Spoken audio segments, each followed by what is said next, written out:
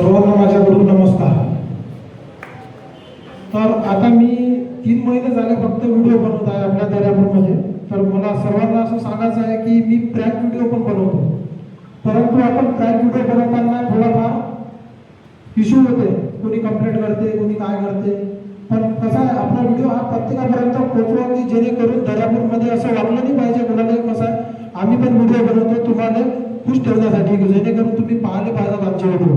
आता मी एक व्हिडिओ टाकला होता, लेडीजचा 100ची नोट होती त्याने आणि साप बांधलेला होता आतमध्ये. तर ती नोट तिने उचलली आणि ती गेली.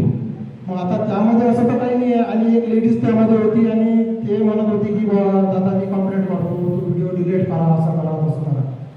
आता त्या लेडीजचा मी व्हिडिओ पाहिला तर ते अशी नाचत होती की भयानक असते, व्हिडिओ पाहायला ती नव्हती.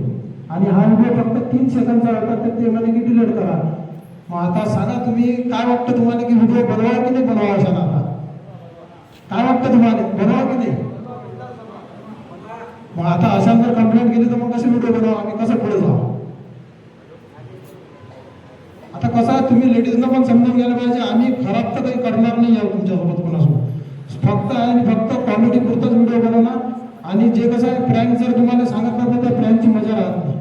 व्हिडिओ बनवण्यासाठी तुमच्या लग्नच व्हिडिओ तयार करावा लागेल. आता मी कधी कधी बायांना पण विचारतो दारूचं दुकान कुठं आहे. मग आता काही काही बायाचं रिॲक्शन असते खतरनाक, मी तेही विचारतो दारूचं दुकान कुठं आहे. आता त्यासाठी जर कंप्लेंट केली तर अशाला आम्हाला व्हिडिओ पण करावं लागतील.